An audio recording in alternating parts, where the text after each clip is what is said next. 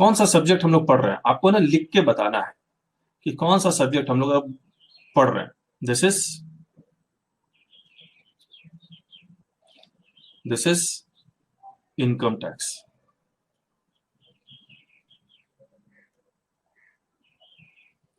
This is income tax. तो इसमें दो वर्ड हैं, the first word is tax, the another word is income. हम लोग करीब करीब 4 to 5 आवर्स लगाएंगे इस इनकम टैक्स वर्ड को, यानी कि इस वर्ड इनकम क्या होता है उसको समझने की कोशिश करेंगे और टैक्स क्या होता है उसको भी समझने की कोशिश करेंगे। मैं अगर आपसे पूछूं इनकम क्या होता है, बोले सर प्रॉफिट और लॉस अकाउंट जो हम लोग बनाते हैं उसमें जो नेट प्रॉफिट आता है वही इनकम होती है। और मैं आपसे पूछूं टैक्स क्या होता है तो आप कहेंगे फीस क्या होती है, fees charge by the government is the tax. अब पहला सवाल मैं आपसे पूछूंगा, आपको टाइप करके बताना है, हु अर्न्स इनकम, पैसा कौन कमाता है, who earns income, who earns income, person, who earns income, income is earn by person. The income is earn by person, क्या ये डेली बेसिस पे पैसा कमाता है या फिर महीने में एक बार, साल में एक बार? Just person earns income, but उसकी इनकम एक्रू कैसे होती है, या उसको डेली बेसिस पे कैश मिलता है,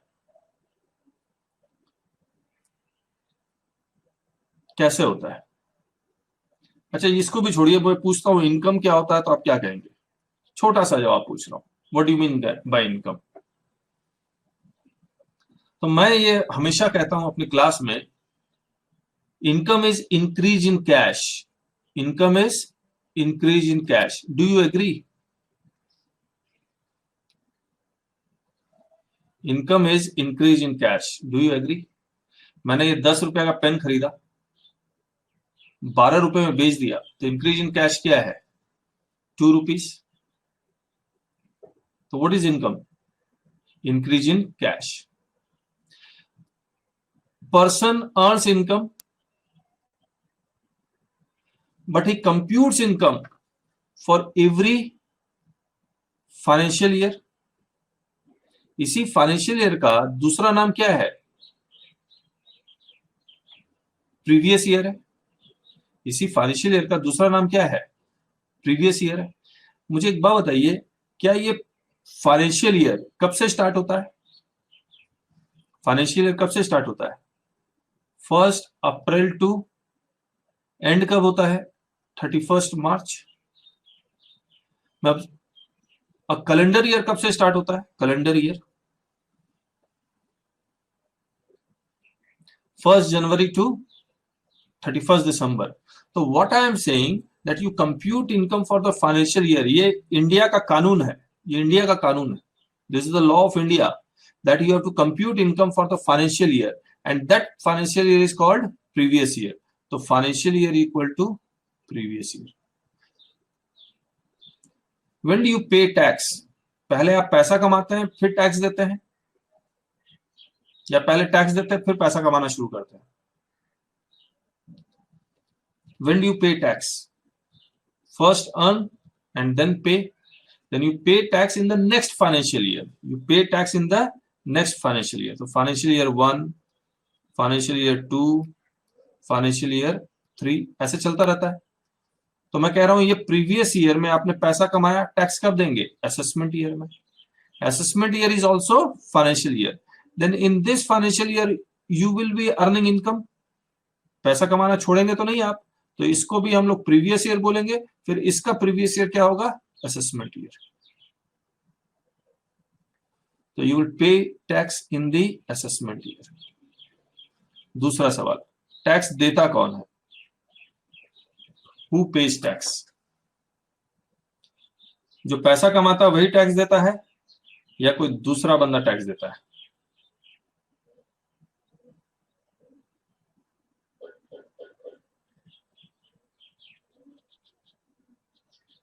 एक minute,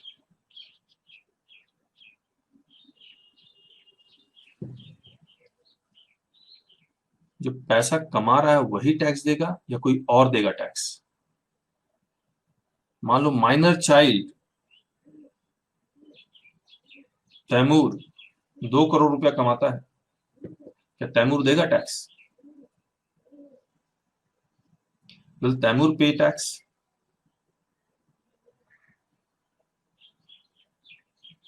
Clubbed with father, but the Taimur, suppose Jahid ji, Taimur earn income by acting, acting से पैसा कमाता है, तब क्या क्लबिंग होगी? Raj is saying Saif will pay. So it is not necessary the person who is earning the income also pays the tax, but the SSC will pay the tax. Who will pay the tax? SSC. Suppose does dead man earn income? क्या मरा हुआ आदमी पैसा कमाता है? हाँ या ना? कमाता है ना? तो क्या मरे हुए आदमी से आप टैक्स ले पाएंगे? हाँ या ना?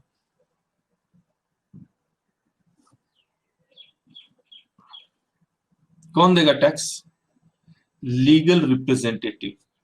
Legal representative. आप गूगल करना, आज भी डेड पर्सन लोगों की रिटर्न ऑफ इनकम फाइल होती है। डेड पर्सन की रिटर्न ऑफ इनकम फाइल होती है, यू चेक इट। तो income of a dead person, उसकी रिटर्न फाइल हो रही है, और कौन फाइल कर रहा है? Legal representative. यस, उनके नाम से। सपोज मिस्टर ए है, इनका डेड हो गया, इनके पास प्रॉपर्टी बहुत थी,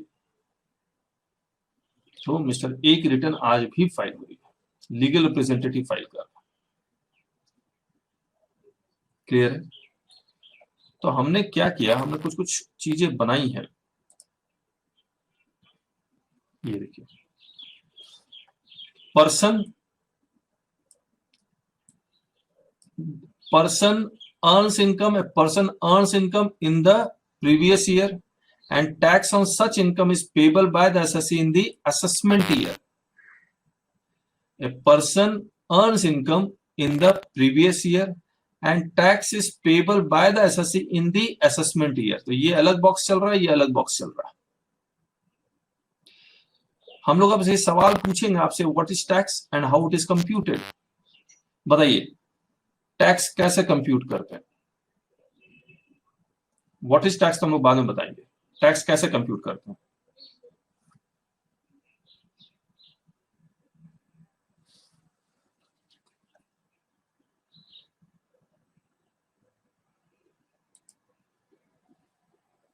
rate of tax, yes, slab rate या flat rate. What is income and how it is computed? बताइए, इनकम क्या होती है तो मैं बाद में बताऊंगा, लेकिन इनकम का कंप्यूटेशन करते हैं कैसे हैं आप?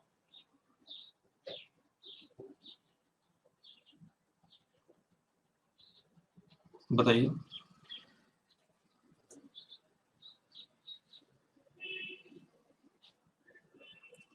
जनरल इनकम टैक्स तो अभी पढ़ा ही नहीं रहे हम लोग, इनकम टैक्स की अभी जनरल बातें कर रहे हैं। रिसीट माइनस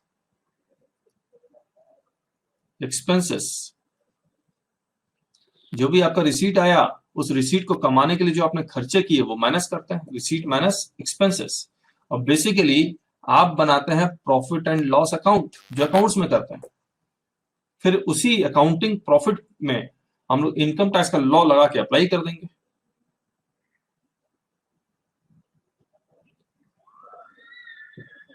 आया?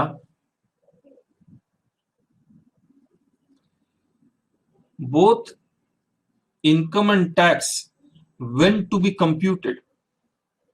इनकम और टैक्स किस ईयर में कंप्यूट कर रहे होंगे? प्रीवियस ईयर में, यानी कि फाइनेंशियल ईयर में। लेकिन टैक्स देंगे कब? आप असेसमेंट ईयर में देंगे। Who earns income? Person earn incomes. And who pays tax? SSC page the tax. तो ये पूरा मैंने खाका तैयार कर दिया है। और जितने भी वर्ड्स आपको ऊपर में नजर आ रहे हैं, पर्सन है, इनकम है, previous year, assessment year, SSC और टैक्स कंप्यूटेशन, ये हम लोग सीखेंगे आपसे। ठीक है, अब मैं आपसे पूछता हूं एक बात, आप बताएंगे? बताइए टैक्स क्या होता है?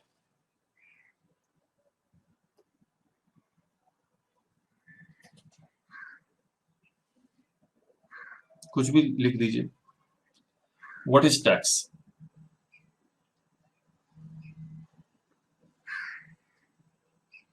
What is tax? जो आपको इच्छा हो वो लिखिए। It is compulsory payment to the government. Okay, और बताइए, और बताइए। कंपल्सरी पेमेंट टू गवर्नमेंट,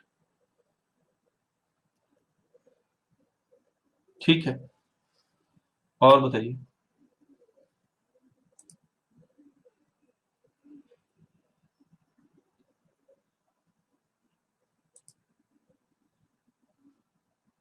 बाकी लोग बताएं, प्लीज बताएं। जैसे टैक्स कंपल्सरी पेमेंट है, payment to use resource of India. Okay okay, if tax is compulsory payment, what is gift?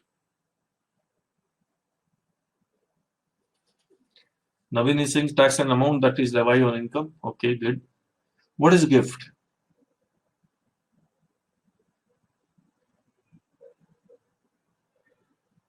Tax is compulsory payment. Tax is compulsory payment. What is gift? अपने मन से दिया गया। Okay, तो it means that this is a voluntary payment. This is a voluntary payment. मैंने आपको promise किया कि मैं आपको आपके बर्थडे में एक BMW गिफ्ट करूंगा, और मैं नहीं करता हूं। क्या करेंगे आप? मैंने आपको प्रॉमिस किया कि मैं आपको बर्थडे में आपको BMW गिफ्ट करूंगा, और मैं नहीं करता हूं गिफ्ट। आप क्या कर सकते हैं बताइए?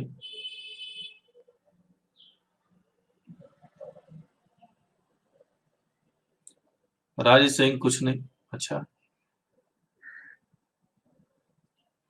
बाकी लोग कुछ करेंगे?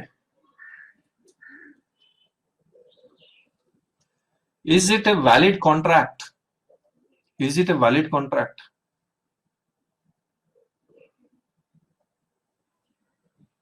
Acceptance is needed by other party and it should be voluntary and not forcefully. Okay, okay. Vinita, आपने बहुत अच्छी बात की है। तो this gift is not a valid contract, not a valid contract.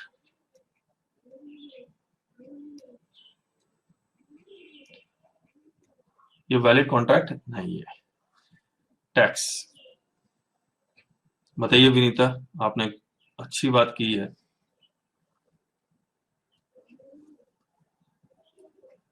क्या गवर्नमेंट को हमसे टैक्स वसूल करने का हक है? हाँ या ना?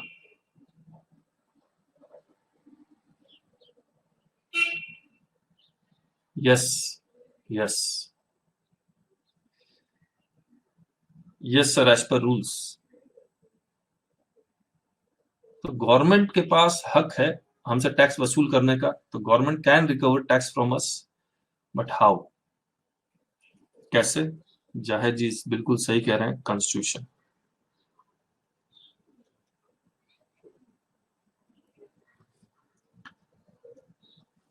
मैं आपको दिखलाता हूं, नरेंद्र मोदी जी ने ये कहानी लिखी थी, एक सेंटेंस बोला था, it is our constitution that binds us all together, it highlights both rights and duties of the citizens. ये कॉन्स्टिट्यूशन है जो हम लोग सबको एक साथ बांधे रखता है, तो एक बात बताइए, अगर कॉन्स्टिट्यूशन के आर्टिकल 265 में लिखा हुआ है no tax can be levied or collected, levied and collected except by authority of law, except by authority of law। इसका मतलब बताइए क्या होता है कि कोई भी टैक्स, किसी भी तरह का कर, चाहे वो डायरेक्ट टैक्स हो या इनडायरेक्ट टैक्स हो, न वो लेवाई किया जा सकता, यानी कि मांगने का हक, राइट टू रिकवर और राइट टू कलेक्ट नहीं हो सकता है जब तक उसके लिए कानून न बनाया जाए, जब तक उसके लिए कानून नहीं बनाया जाए। यानी कि इनकम टैक्स एक्ट बनाया गया है,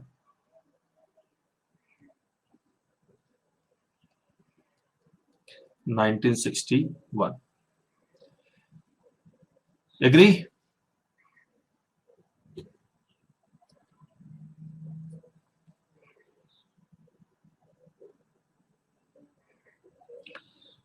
लॉ तो पावर देता है, लेकिन लॉ को कौन पावर देता है राज? लॉ को कौन पावर देता है?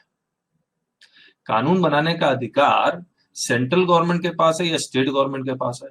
अगर सेंट्रल गवर्नमेंट के पास ये पावर है तो कॉन्स्टिट्यूशन तो देगा ना। तो सबसे पहले हम लोग कॉन्स्टिट्यूशन में ही पढ़ना पड़ेगा, क्या central government income tax collect करने का उनके पास अधिकार है या नहीं है।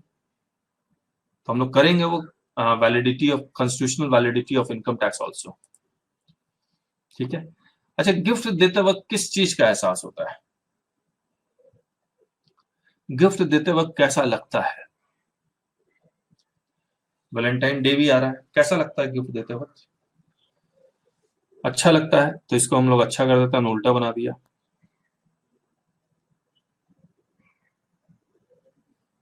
और टैक्स देते वक्त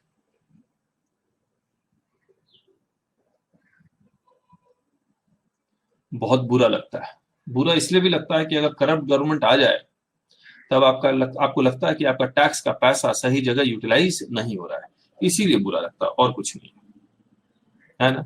तो tax it is a compulsory payment, gift is a voluntary payment, gift is not a contract, आप कुछ नहीं कर सकते, लेकिन टैक्स का तो हक है। राजा का हक होता है कर वसूल करना, article 265, लेवाई and collection, condition satisfied. तो लेवाई में यानी कि इनकम टैक्स में कुछ कंडीशंस दिए हुए हैं, अगर वो कंडीशन सेटिस्फाई कर लेता है तो राजा का हक मिल जाएगा आपसे टैक्स वसूल करने का, हक मिल जाएगा और टैक्स देना पड़ेगा, right to collect tax. Now tell me what is levy? What is levy?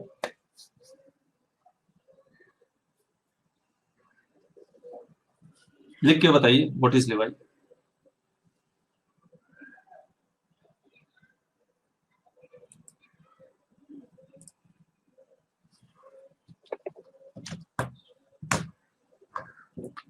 रुकिए, what is लेवाई?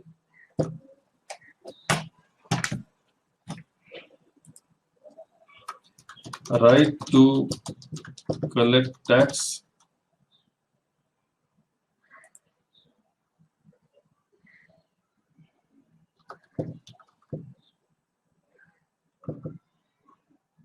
Optional to collect tax. चलिए, हमने एक पोल किया है, what is levy, right to collect tax या optional to collect tax? Poll पे answer दीजिए। पोल नजर आ रहा है आप लोग को?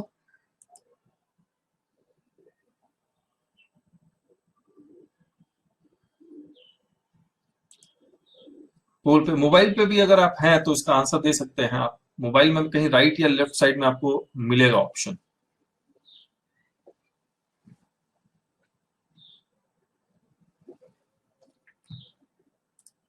Okay,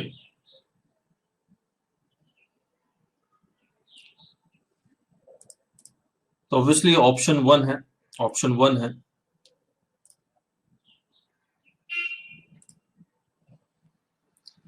now when this right will arise, government को कब हक मिलेगा? When certain conditions are satisfied, when certain conditions are satisfied. तो वही कंडीशंस हम लोग को पढ़ना है आपके साथ, वही कंडीशंस हम लोग आपके साथ पढ़ेंगे।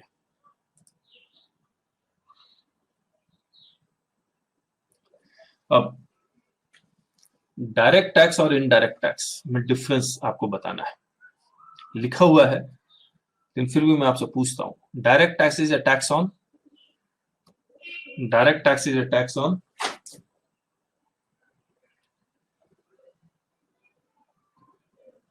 Person, no, direct tax is a tax on, जल्दी बताइए, direct tax is a tax on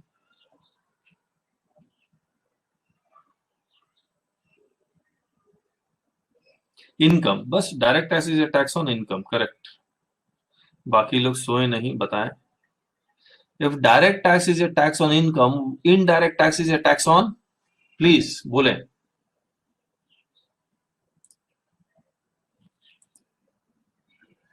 goods and service, ना ना।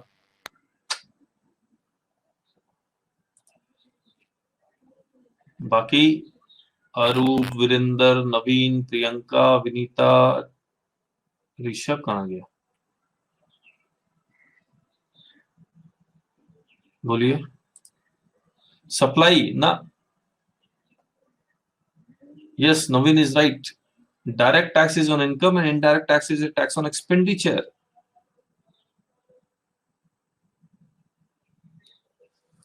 आपके खर्चों के ऊपर जो टैक्स लगता है वो इनडायरेक्ट टैक्स है। तो गवर्नमेंट के हाथों में दो लड्डू है, आप जो कमा रहे हैं उसके ऊपर भी टैक्स ले रही है गवर्नमेंट, और जो आप खर्चा कर रहे हैं उसके ऊपर भी गवर्नमेंट टैक्स ले रही है ना? यस और no?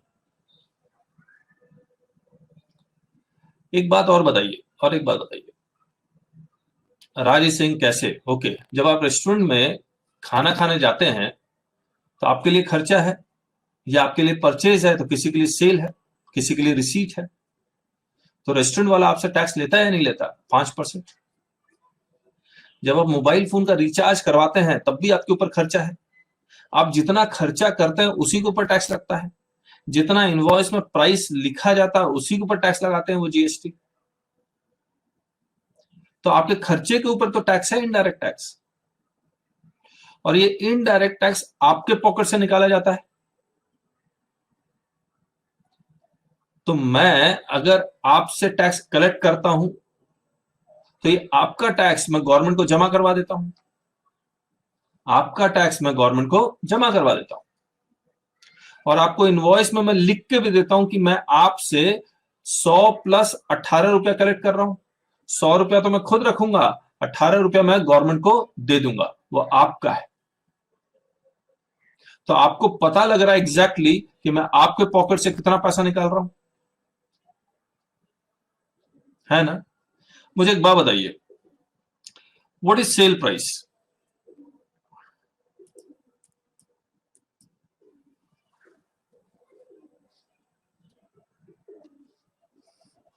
Cell price equal to cost plus expense plus profit.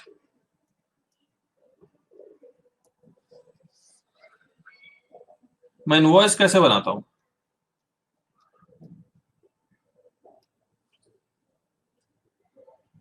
Invoice में क्या लिखता हूं? सेल प्राइस 100 प्लस टैक्स 18, कितना लिखा सेल प्राइस? 118।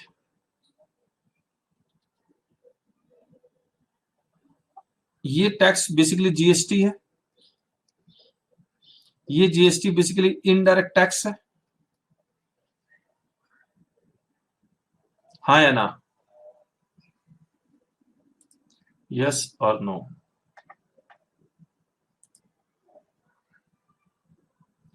आपको इनवॉइस देख के, मैंने ये इनवॉइस दिया आपको, इनवॉइस देख के आपको क्या पता लग रहा है? मैंने आपसे बाइफर्केशन देके आपको इनवॉइस बनाया, मैंने आपसे कितना रुपया टैक्स लिया, आपको पता लग रहा है या नहीं लग रहा है? कितना रुपया लिया, लिए लिख के बताए, कितना रुपया लिया? 18 रुपए लिए। And this is indirect tax, it is a tax on expenditure. क्या आपको इस इनवॉइस को देख के पता लगा पा रहे हैं कि मैंने आपसे प्रॉफिट कितना कमाया है?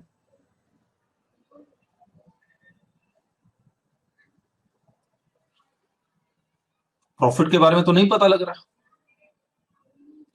तो मैंने ये जो टैक्स का बर्डन है वो इनडायरेक्ट टैक्स का पास ऑन किया है या डायरेक्ट टैक्स का पास ऑन किया है? आपको कौन सा बर्डन पास किया है?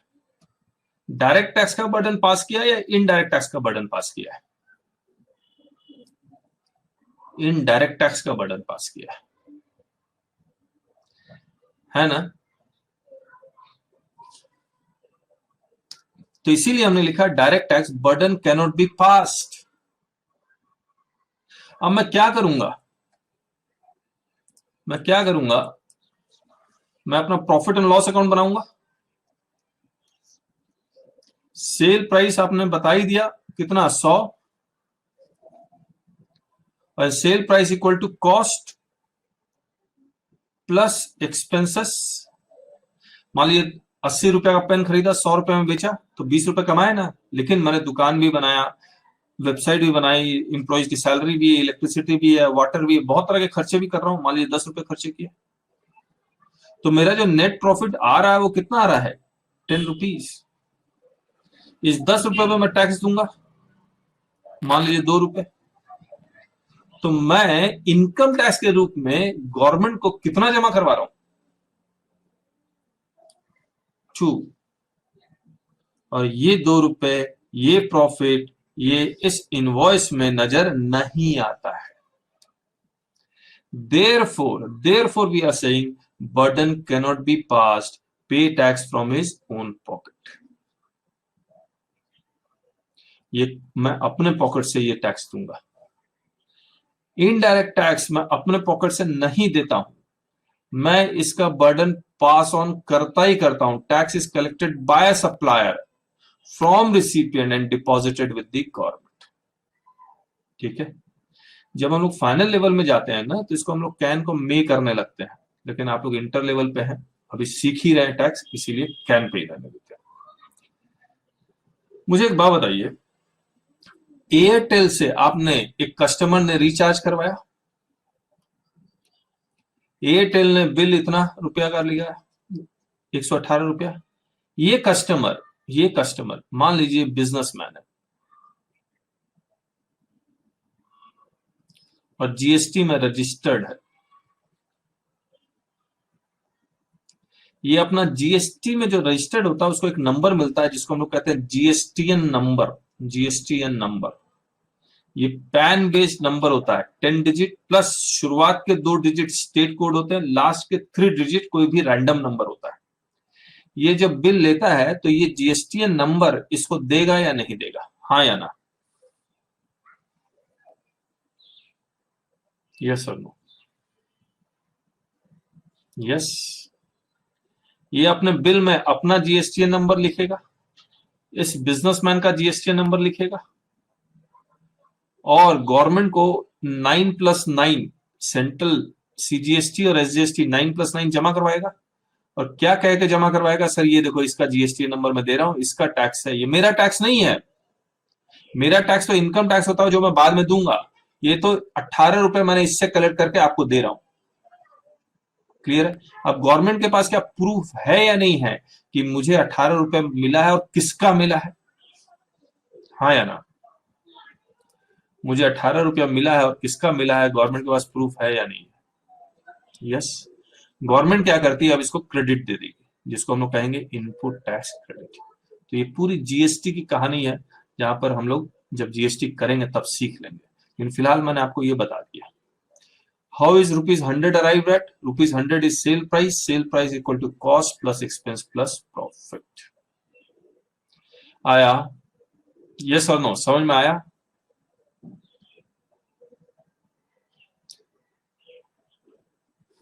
बाकी जो सो रहे हैं मैं उनको जगा देता हूं। अरूप, वीरेंद्र, प्रियंका, विनीता, ऋषभ, जाग जाइए। और बता दीजिए। चलिए चलिए, देखिए पेन ड्राइव और लाइव क्लासेस में फर्क आपको नजर आ रहा होगा। पेन ड्राइव में आपको खुद ब खुद बैठना पड़ता है ना, बहुत मोटिवेट आपको अपने आप को करना पड़ता है। लाइव क्लास में आप बैठते हैं, टाइम निकालते हैं, आपको बैठना ही है, मुझे भी बैठना है, तो ये बहुत फर्क है। And it is as good as face to face class. Face to face class में ऐसे ही इंटरेक्शन तो होता है। अब मुझे अगर आपको देखना है तो मैं आपको देख सकता हूं, मुझे वीडियो और ऑडियो ऑन करना पड़ेगा बस, है ना। इन चैट में सारा कुछ पता लग रहा है, डायरेक्ट इंटरेक्शन है। Correct correct. अब मुझे बताइए डायरेक्ट टैक्स कितने तरह के हैं, लिख के बता दीजिए। डायरेक्ट टैक्स कितने तरह के?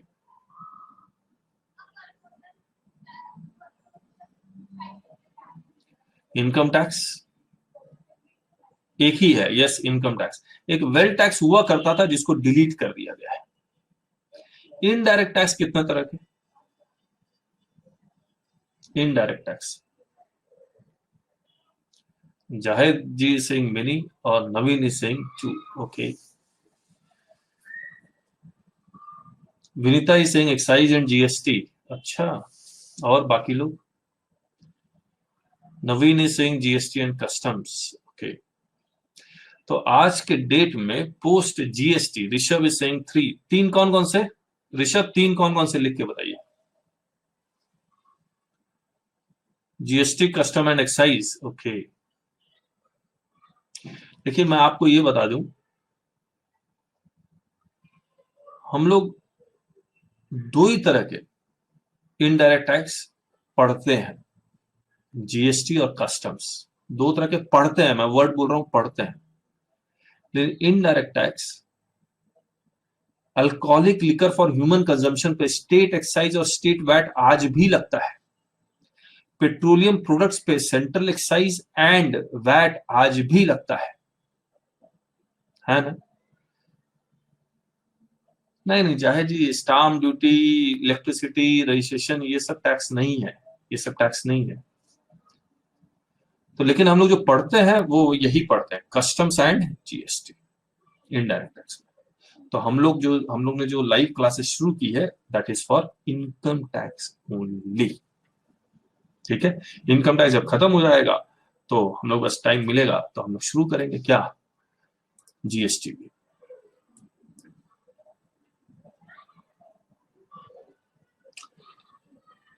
अभी देखिए, अभी तक हमने कुछ खास कॉन्सेप्ट नहीं किया है। हमने आपको सिर्फ इतना बताया अभी तक कि एक पर्सन है जो पैसे कमाता है प्रीवियस ईयर में, उसका टैक्स देता है असेसमेंट ईयर में, कौन देता है, एसएससी। उसके बाद हमने टैक्स का मतलब कर लिया आपके साथ, टैक्स और गिफ्ट का डिफरेंस कर लिया। जब हम टैक्स और गिफ्ट का डिफरेंस कर लिया तो हमने टैक्स में आपने बताया कंपलसरी पेमेंट ये देना ही पड़ता है क्योंकि कॉन्स्टिट्यूशन ने कहा है, कॉन्स्टिट्यूशन में लिखा हुआ है, कानून पास है, यानी कि लोकसभा और राज्यसभा में पास है। It means everybody agrees, yes yes we will pay the taxes to our government. पुराने जमाने में हम राजा को टैक्स देंगे, वी एग्रीड। पुराने जमाने की बात अलग थी, पुराने जमाने में तो आर्मी लेके चलते थे और कोड़े मार मार के टैक्स लेते थे। लेकिन आज के डेट में डेमोक्रेसी में प्यार मोहब्बत से भी टैक्स लिया जा सकता है। लगान, correct.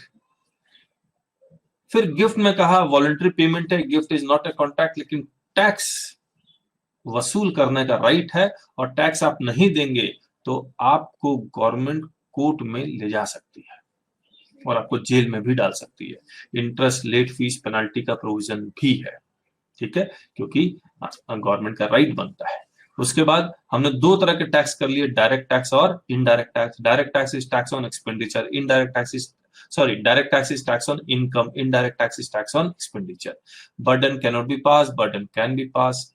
Tax is paid directly to the government, tax is paid indirectly to the government. Clear है। और फिर उसके बाद एक और कॉन्सेप्ट हम लोग करेंगे, बेसिस ऑफ लिवाई, बाद में करेंगे basis of Levi. Source basis और रेजिडेंट बेसिस हम बाद में करेंगे, ठीक है। तो मैं सबसे पहले ये जानना चाहता हूं, ये system of collection of tax, government कैसे कैसे कलेक्ट करती है। मान लीजिए आपने पैसे कमाए 2 लाख रुपए, income is income that has to be tax. इस डायलॉग को आप हमेशा याद रखिए, income is income that has to be tax. अगर लेवाई हो गया, यानी कि अगर आपने 2 लाख रुपए कमाए हैं, तो क्या गवर्नमेंट आपसे टैक्स कलेक्ट करेगी या नहीं करेगी? कलेक्ट मतलब एक्चुअल कलेक्शन। बताइए, suppose an individual who is earning rupees 2 lakh, will the government collect demand tax from you? Rishabh is saying yes. Baki? No. Why no? Why no? Priyanka is also saying no.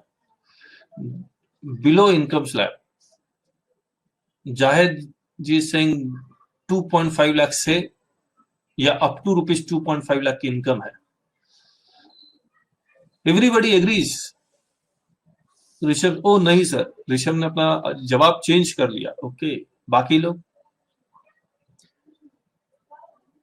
अच्छा एक बात बताइए, मैंने कब कहा individual पैसा कमा रहा है? मैंने कहा ऐसा? मान लो कंपनी कमा रही होती, पार्टनरशिप फर्म या एलएलपी कमा रही होती, तब मैंने कहा अगर 2 लाख रुपया कमा रहा है, income is income that has to be taxed. तब क्या होगा?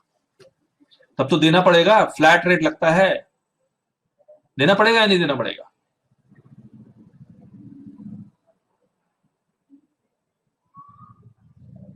यस, देना पड़ेगा।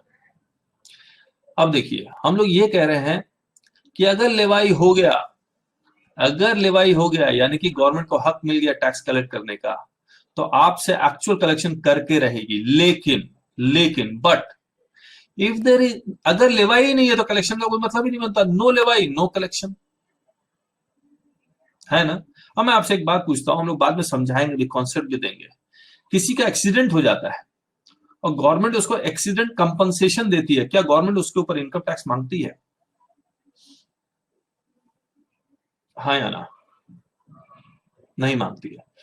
आप याद रखिए, accident compensation is increase in cash, लेकिन उसके बावजूद उसके ऊपर टैक्स नहीं मांगा जाता, because there is no levy. Why there is no levy, वो हम लोग डिस्कस करेंगे आपके साथ। और जो लेवाई का सेक्शन है, that is section 4, charge of income tax. और इस चार्ज ऑफ इनकम टैक्स में वो वही बातें लिखी हुई, income, previous year, assessment year, total income, rates of tax, जो हमने एकदम शुरुआत में शुरू किया था। तो एक्सीडेंट कंपनसेशन में लेवाई नहीं है तो टैक्स कलेक्ट करने का मतलब ही नहीं बनता। लेकिन अगर लेवाई हो गया तो collection is bound to happen if unless exempted. But if there is a levy, collection is bound to happen unless exempted। Example दीजिए आप इसका, एग्जाम्पल दीजिए। इनकम है, 2 करोड़ इनकम है, लेकिन फिर भी कलेक्शन नहीं होता। ये किस तरह की इनकम के बारे में मैं बात कर रहा हूं? बहुत सारे एग्जाम्पल हो सकते हैं, कोई एक एग्जाम्पल दीजिए।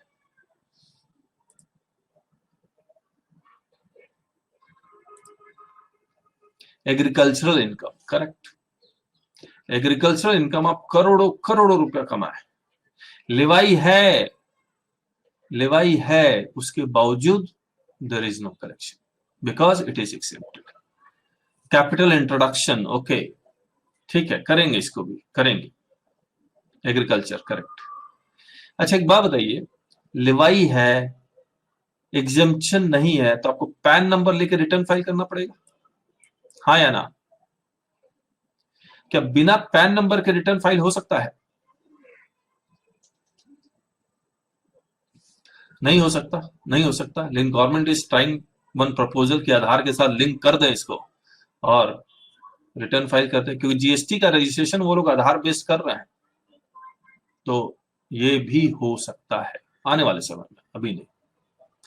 तो लेवाई, उसके बाद कलेक्शन। और एक बात बताइए, आपको इनकम कंप्यूट करना पड़ेगा, टैक्स कंप्यूट करना पड़ेगा। उस कंप्यूटेशन को हम लोग असेसमेंट कहते हैं। उस कंप्यूटेशन को क्या कहते हैं? असेसमेंट। तो सबसे पहले असेसमेंट कौन करेगा? एसएससी करेगा या डिपार्टमेंट करेगा? बताइए, लिख के बताइए। सबसे पहले असेसमेंट कौन करता है, एसएससी या डिपार्टमेंट? एसएससी करता है। कैसे करेगा? क्या कंप्यूट करेगा? क्या कंप्यूट करेगा? अपनी इनकम कंप्यूट करेगा और अपना टैक्स कंप्यूट करेगा, है ना? और उसके बाद रिटर्न फाइल कर देगा,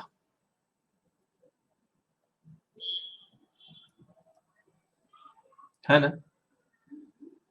अब डिपार्टमेंट करना शुरू करेगा। डिपार्टमेंट असेसमेंट किसके बेसिस पर करेगा? जो आपने रिटर्न ऑफ इनकम फाइल किया है, आपने balance sheet, profit and loss account file किया है, बैंक स्टेटमेंट आपसे मंगवा लेगा, प्रॉपर्टी के पेपर्स मंगवा लेगा, किसी इंश्योरेंस एजेंट के यहाँ रेड की, वहां पर आपकी फाइल मिल गई तो क्रॉस वेरिफिकेशन कर लेगा, क्रॉस एग्जामिनेशन, इंक्वायरी इन्वेस्टिगेशन करेगा, और वो भी डिपार्टमेंट भी अपने बेसिस पे, उसके पास जितने भी इंफॉर्मेशन है, डॉक्यूमेंट्स है, उसके बेसिस पे वो भी आपकी इनकम को कंप्यूट करेगा और टैक्स निकालेगा।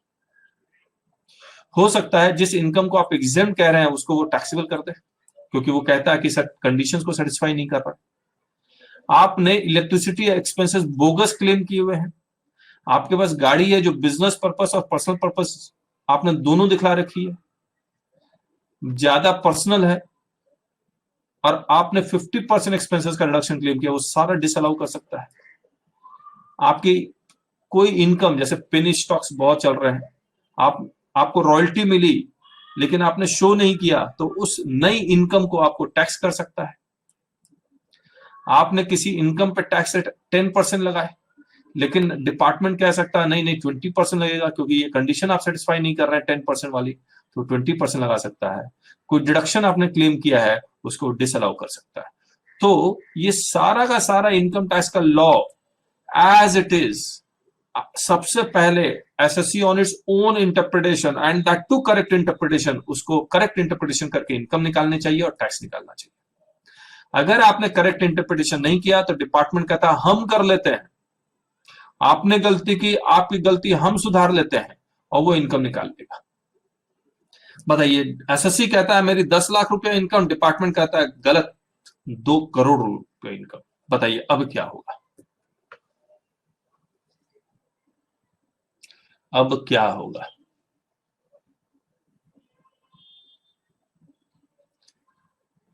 अपील, अपील में जाएंगे। यस, हुआ डिस्प्यूट, डिस्प्यूट में ये अपीलेट अथॉरिटी है, CIT appeal, commissioner of income tax appeal, income tax appellate tribunal, high court, और उसके बाद लास्टली सुप्रीम कोर्ट।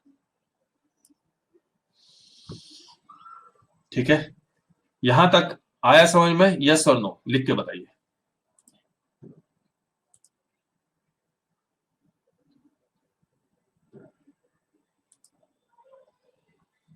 कोई डाउट है तो पूछिए। आपके मन में बहुत सारे सवाल चल रहे होंगे जो आपने लाइफ में देखे होंगे, आपके पेरेंट्स अगर बिजनेसमैन है तो वहां आपने सुना होगा। कुछ भी डाउट, मैं आपके डाउट को क्लियर करने की कोशिश करूंगा। बताइए। लेवाई करने के लिए पैन नहीं, नहीं बिल्कुल नहीं, ये जरूरी नहीं है, पैन हो या ना हो कोई फर्क नहीं पड़ता। आज एक माइनर चाइल्ड के पैन अप्लाई कर देते हैं, क्योंकि बहुत जगह एज ए आईडी भी वो यूज होता है, तो इसका मतलब ये नहीं है कि वो लेवाई नहीं हो सकता। आप पैसे कमाओ, पैन सेकेंडरी है। और कोई डाउट?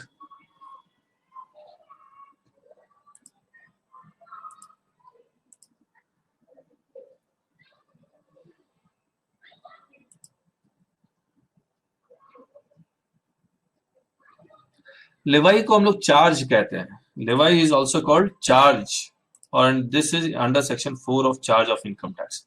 मैं आपको कुछ दिखलाता भी, रुक जाइए।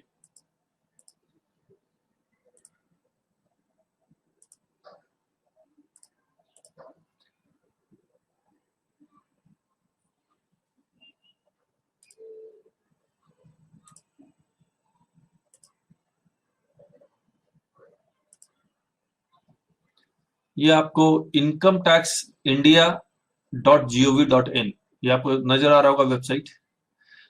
तो आपको सोर्स ऑफ इंफॉर्मेशन के बारे में आपको पता होना चाहिए। तो ये इनकम टैक्स की वेबसाइट है। मुझे अगर कुछ भी लॉ देखना है इनकम टैक्स एक्ट में, तो मैं इसी वेबसाइट को यूज करता हूं।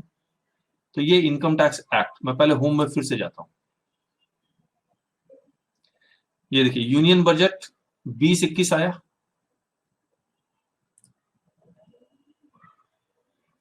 तो अगर मैं यहाँ क्लिक करूंगा तो मैं यूनियन बजट देख पाऊंगा। अब मैं यहाँ पर बहुत सारे एक्ट्स है जिसमें से इनकम टैक्स एक्ट भी है 1961,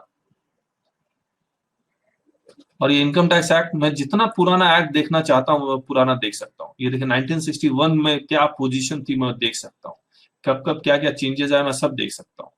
तो ये लेटेस्ट देख रहा हूँ सेक्शन वाइज में। मैंने कहा सेक्शन 4 लिख के मैं सर्च करूंगा तो ये section 4 charge of income tax, इसी को हम लोग बोलते हैं लेवाई, बेसिस ऑफ चार्ज। कौन से कंडीशन को वो सेटिस्फाई कर लेगा कि लेवाई हो जाएगा, इनकम टैक्स का चार्ज क्रिएट हो जाएगी।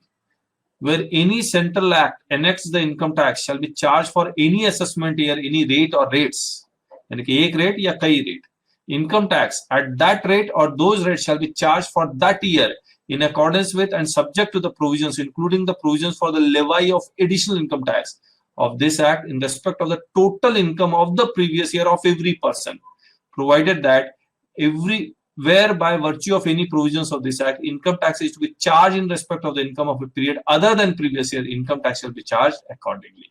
इसमें कई बातें आपको समझ में आई होंगी, नहीं आई होंगी, लेकिन आपको प्रीवियस ईयर, इनकम, रेट्स, ये सब असेसमेंट ईयर, ये सब तो नजर आया जो हमने आपको बताया भी था।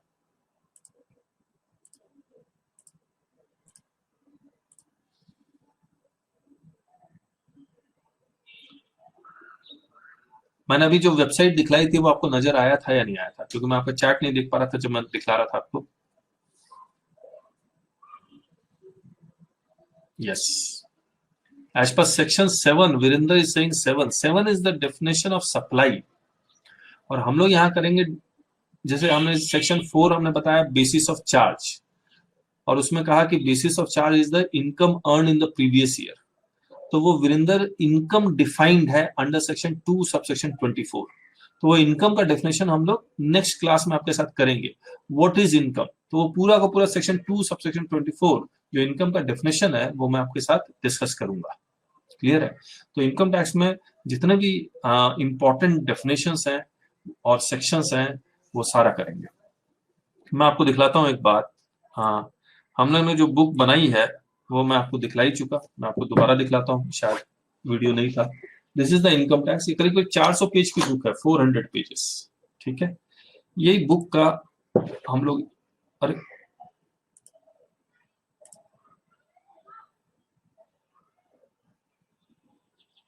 ओके, ये बुक मैंने यहाँ अपलोड नहीं की लेकिन मैं कर दूंगा और मैं आपको दिखला भी दूंगा।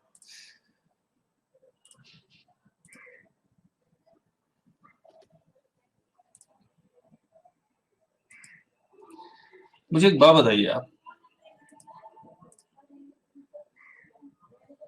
अच्छा कितने लोग एग्जाम दे रहे हैं और उनका अटेम्प्ट कब है ये बता दीजिए, और कोर्स कौन सा है लिख के बता दीजिए।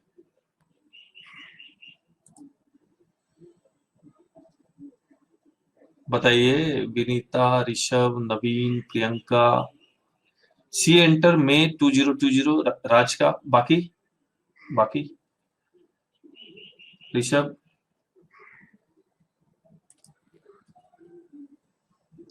सीएमए इंटरमीडिएट जून 2020, ओके बहुत बढ़िया। CA inter November 2020, Virendra is practitioner, okay. Zahid ji also practitioner, और new syllabus exam waiting for result December 19। you Vinita, I think you are in CS executive, correct? मेरी आपसे व्हाट्सएप पे शायद बात हुई थी। यस CS सर, मैंने दिया था, मैं फेल हो गया, इस बार मैं फिर से इस बार अकाउंट्स में एग्जामिशन है, वेरी गुड।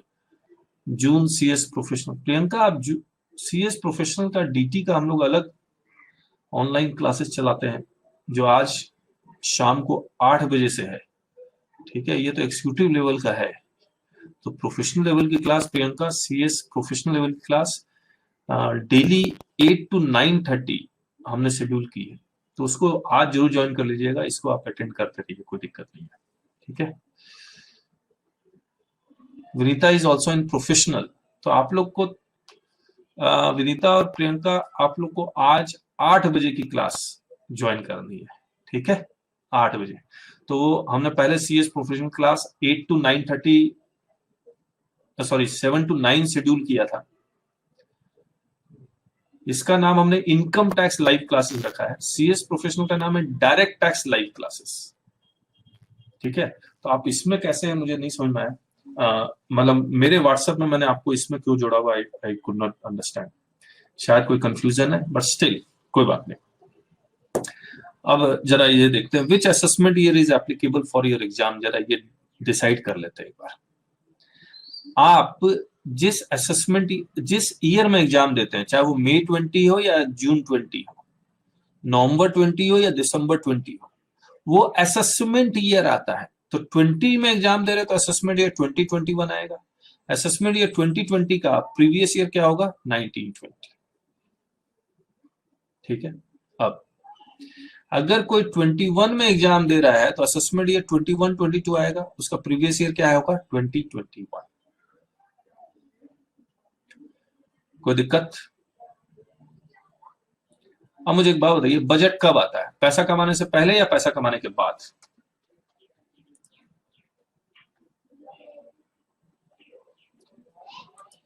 बजट कब आता है, पहले आएगा, पहले आएगा। बताइए, फाइनेंशियल ईयर 1920 का बजट, फाइनेंशियल ईयर 1920 का बजट पहले आएगा। कब आया होगा, 1819 में आया होगा, 1 फरवरी 2019। इसको हम लोग कहते हैं फाइनेंस बिल 2019 नंबर 1। ये पीयूष गोयल जी लेके आए थे,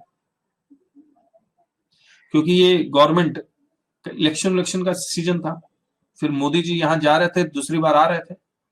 जब दूसरी बार आए तो ये इंटरिम बजट आया, फिर एक इंटरिम बजट आया, finance bill 2019 number 2 Nirmala ji लेके आई। तो ये जो बजट आया था, ये किस फाइनेंशियल ईयर के लिए आया था या किस प्रीवियस ईयर के लिए आया था? जो यहां पर आया था, जो आने वाला यानी कि प्रीवियस ईयर 1920, इसका असेसमेंट ईयर क्या होगा, 2021। तो प्रीवियस ईयर 1920, असेसमेंट ईयर 2021। तो ये आप एग्जाम कब दे रहे 20 में, यानी कि असेसमेंट ईयर 2021 आने वाला है। तो आपका जो फाइनेंस बिल आएगा यानी कि फाइनेंस एक्ट आएगा, वो ये वाला आएगा, 2019 वाला। अभी जो बजट आया है वो किस फाइनेंशियल ईयर के लिए आया है? अभी जो बजट आया है वो किस फाइनेंशियल ईयर के लिए आया है, लिख के बताएं। 2021 के लिए आया, करेक्ट। अभी जो बजट आया है वो फाइनेंशियल ईयर 2021 के लिए आया, यानी कि ये 1 फरवरी 2020 में आया। तो ये, तो जो भी कोई मई 21, जून 21, दिसंबर नवंबर 21 में एग्जाम देगा, यानी कि यहां एग्जाम देगा, उनके लिए ये है। आया?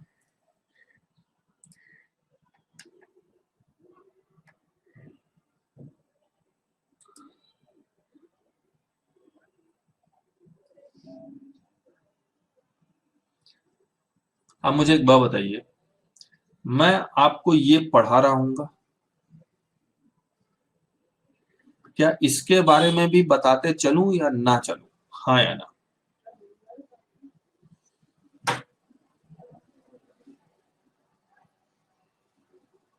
बताइए। Virendra ji Singh yes, Naveen is also saying yes. जितना जरूरी है उतना बता दो सर। Okay okay. देखिए, कोई खास चेंजेस नहीं आया है, मैं बता दूंगा आपको।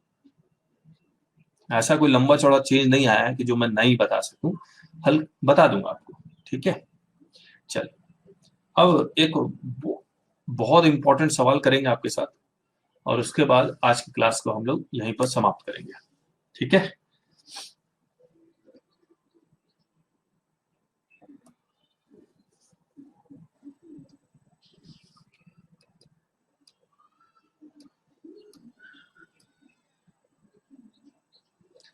अच्छा, एक बात बताइए आप मुझे, मैं यूएसए में रहता हूं और मैंने इंडिया में प्रॉपर्टी खरीदी हुई है और मुझे उससे रेंट आता है, क्या गवर्नमेंट ऑफ इंडिया को मुझसे टैक्स मांगना चाहिए या नहीं मांगना चाहिए?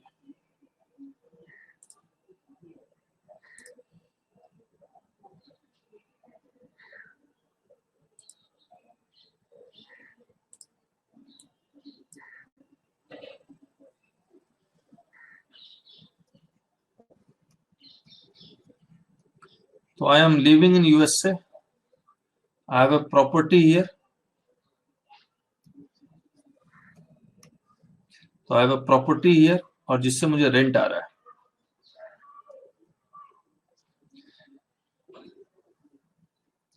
क्या गवर्नमेंट ऑफ इंडिया को मुझसे टैक्स मांगना चाहिए या नहीं मांगना चाहिए? यस और नो? यस। ये कौन सी इनकम है? ये रेंट इंडियन इनकम है या फॉरेन इनकम है? This rent is Indian income और फॉरेन इनकम?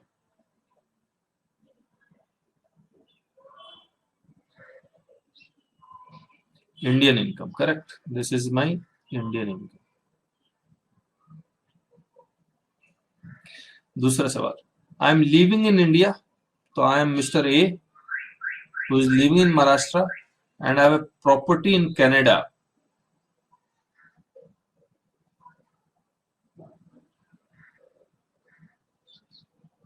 और मुझे इससे रेंट आता है।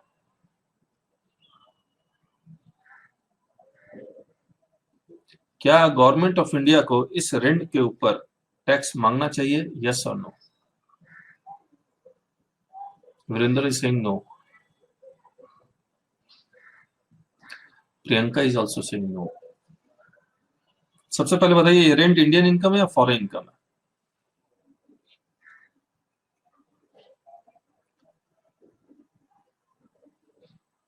This is foreign income. Zahir ji Singh, depends upon residential status. में बोला तो मिस्टर ए कहाँ रह रहा है? इंडिया में रह रहा है, बाहर नहीं रह रहा है। तो मिस्टर ए इंडिया में रह के बाहर पैसा कमा रहा है। तो बताइए, क्या गवर्नमेंट ऑफ इंडिया इस यहाँ की प्रॉपर्टी और यहाँ के लोगों को रहने के लिए सुविधा देती है या नहीं देती है? गवर्नमेंट ऑफ इंडिया का खर्च होता है या नहीं होता है? बजट में पैसा इन चीजों के लिए भी एलोकेट होता है या नहीं होता है? हाँ या ना?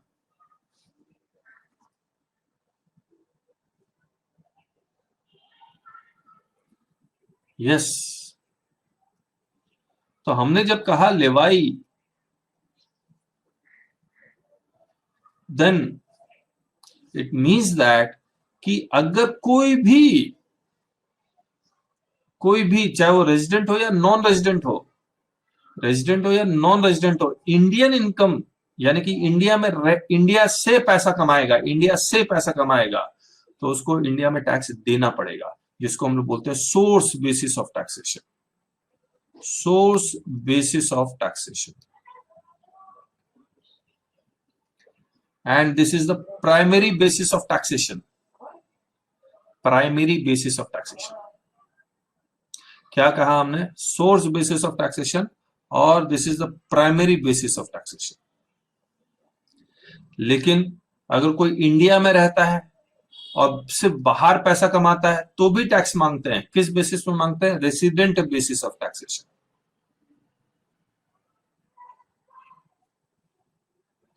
So there are two bases of taxation in income tax. Number one is source basis and number two is resident basis।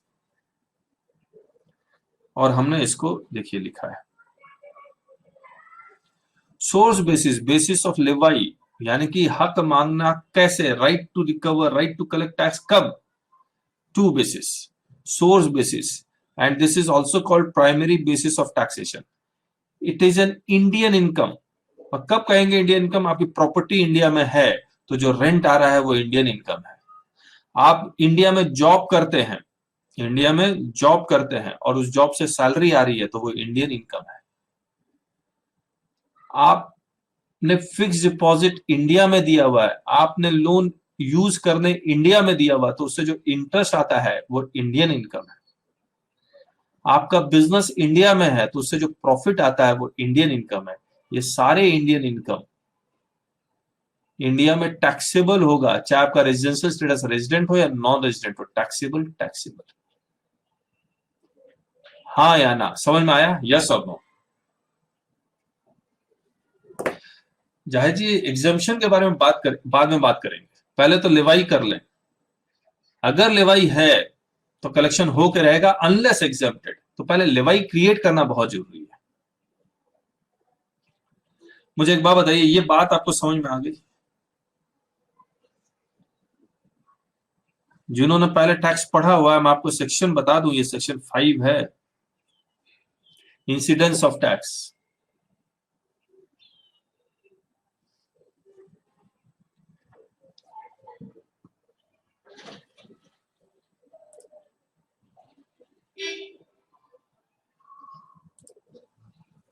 अब दूसरा है रेसिडेंट बेसिस ऑफ टैक्सेशन, जिसको हम लोग सेकेंडरी बेसिस ऑफ टैक्सेशन कर रहे हैं। अब प्राइमरी और सेकेंडरी का मतलब क्या हुआ? मैं सबसे पहले primary basis of taxation apply करूंगा। अगर प्राइमरी बेसिस ऑफ टैक्सेशन पर टैक्स नहीं हो पाता है तो resident basis of taxation apply करूंगा, ठीक है? और रेजिडेंट बेसिस अगर रेजिडेंट हुआ तो टैक्स लेंगे, नहीं तो नहीं लेंगे। इंडियन इनकम पे तो हर हालत में टैक्स लेंगे, उसको नहीं छोड़ेंगे। अब it shall tax foreign income. Secondary basis of taxation किसको टैक्स करेगा? फॉरेन इनकम को। तो अगर फॉरेन इनकम कमा रहे हैं तो रेजिडेंट होगा तो टैक्स देगा, नॉन रेजिडेंट होगा तो नहीं देगा। अब मुझे एक बात बताइए, मैं अगर यहाँ इंडियन इनकम लिखता हूं, रेजिडेंट है तो बताइए, रेजिडेंट इंडियन इनकम कमा रहा है, टैक्सेबल या नॉट टैक्सेबल?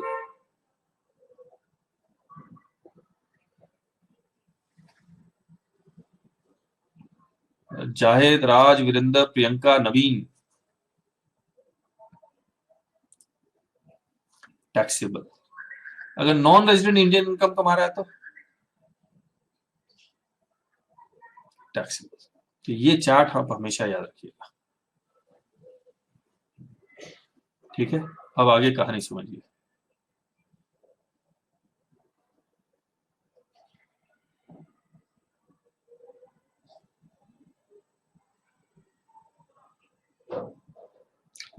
आप देखिए रेजिडेंशियल स्टेटस कितने तरह के? दो तरह के, रेजिडेंट और non resident. Resident Indian income कमा रहा है, फॉरेन इनकम कमा रहा है।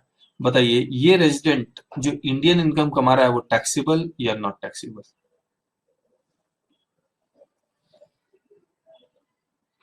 टैक्सेबल है। किस बेसिस पर टैक्स किया है? सोर्स बेसिस या रेजिडेंट बेसिस? ये जरूरी है बात। किस बेसिस पर टैक्स किया है, सोर्स बेसिस या रेजिडेंट बेसिस? Source basis. याद रखिएगा, सबसे पहले सोर्स, उसके बाद रेजिडेंट, उसके बाद रेजिडेंट। तो राज लिख रहे हैं resident, no no, source. Indian income है इसलिए टैक्स कर दिया। अब रेजिडेंट अगर फॉरेन इनकम कमा रहा है तो टैक्सेबल है, लेकिन सवाल उठता है किस बेसिस पर टैक्स किया, रेजिडेंट या सोर्स? लिख के बताइए। यस, इसको हमने रेजिडेंट बेसिस, क्योंकि फॉरेन इनकम है इसको हम टैक्स कर नहीं सकते थे सोर्स बेसिस पर, सोर्स तो बाहर सोर्स तो बाहर है। अब यहां ये नॉन रेजिडेंट इंडियन इनकम कमा रहा है, बताइए टैक्सेबल तो है लेकिन किस बेसिस पर टैक्सेबल है?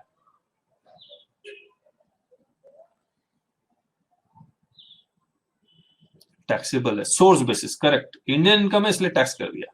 नॉन रेजिडेंट फॉरेन इनकम कमा रहा है, बताइए नॉन रेजिडेंट फॉरेन इनकम कमा रहा है, टैक्सेबल या नॉट टैक्सेबल? नॉट टैक्सेबल, बिल्कुल सही। किसी एक बेसिस पे टैक्स करेंगे, या तो सोर्स इंडिया में तो टैक्स कर देंगे, रेजिडेंट इंडिया का तो टैक्स कर देंगे। लेकिन मैं भी बाहर रहता हूं, मेरी प्रॉपर्टी भी बाहर है, मेरा कमाने का सोर्स भी बाहर है, तो गवर्नमेंट ऑफ इंडिया किस हक से मेरे से टैक्स मांगेगी? हक तो मिलना चाहिए। तो हक या तो सोर्स बेसिस पे मिलेगा या रेजिडेंट बेसिस पे मिलेगा, ठीक है? अब मुझे एक बात बताइए, क्या इस फॉरेन इनकम पे, रेजिडेंट जो फॉरेन इनकम कमा रहा है, इसके ऊपर कोई दूसरी कंट्री भी टैक्स ले रही है या नहीं ले रही है?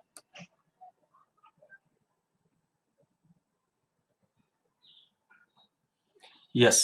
किस बेसिस पे ले रही है? किस बेसिस पे ले रही है?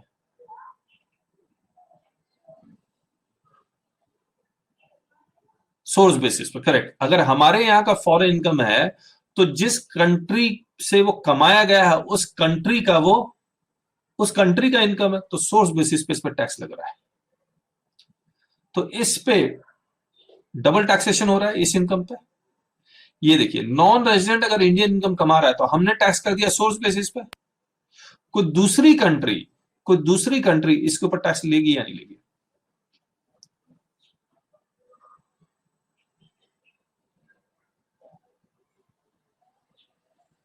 हाँ या ना? यस। किस बेसिस पे लेगी? रेसिडेंट बेसिस पे लेगी। तो इसके ऊपर भी डबल टैक्सेशन हो रहा है। इसके ऊपर डबल टैक्सेशन हो रहा है रेजिडेंट अगर इंडियन इनकम कमाता है तो। नहीं हो रहा। आप लोग प्रैक्टिस करना शुरू करेंगे ना, तो मैं आपको बता दूं, मैं एक से ज्यादा कंट्री का रेजिडेंट हो सकता हूं, तब हो जाएगा। लेकिन अभी नहीं जाते, थोड़ा कॉम्प्लिकेटेड। नॉन रेजिडेंट अगर फॉरेन इनकम कमा रहा है तो डबल टैक्सेशन हो रहा है या नहीं हो रहा? नहीं हो रहा है। नहीं हो रहा है। हमारे कारण तो नहीं हो रहा है, बाकी और हो रहा होगा तो हमें नहीं पता, लेकिन हमने टैक्स नहीं लगाया, हमारे कारण नहीं हो रहा है। ठीक है। अब अगर डबल टैक्सेशन होता है तो ये अच्छा है या बुरा है?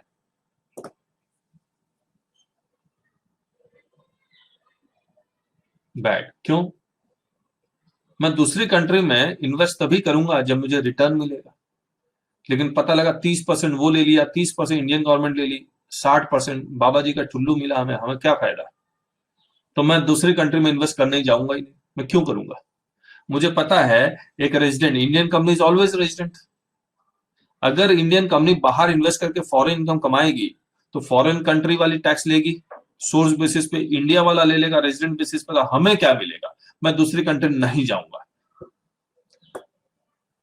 मैं अगर दूसरी कंट्री में इन्वेस्ट करने नहीं जा रहा हूं तो क्या दूसरे कंट्री वाले हमारे यहां इन्वेस्ट करेंगे?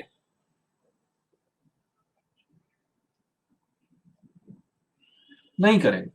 तो इसीलिए we have sign double taxation avoidance agreement, DTAA, double taxation avoidance agreement.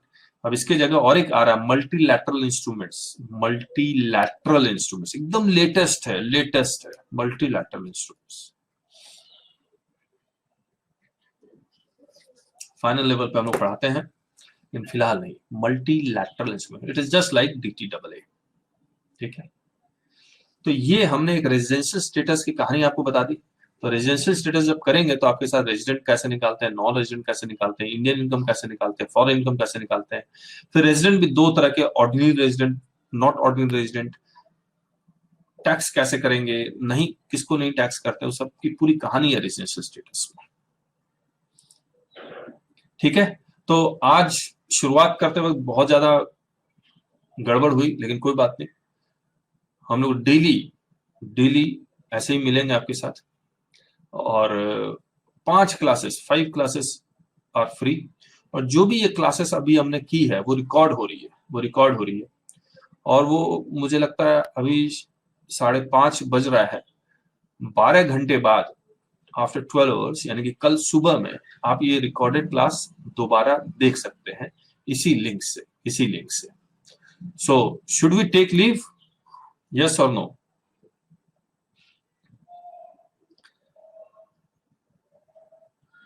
हाँ जी, आपको सिर्फ हमारी बुक से पढ़ना है, क्योंकि हम लोग सब कुछ करवा देंगे। हम लोग जितने भी पास्ट के पेपर्स हैं उसके सारे सॉल्यूशंस हैं, हम वो भी करवाएंगे। और आप किसी और बुक से पढ़ने की आपको जरूरत नहीं पड़ेगी। ठीक है फिर। So thank you so much. Bye bye. कोई भी डाउट है तो आप मुझे व्हाट्सएप से पूछ सकते हैं। So thank you for coming. Bye bye.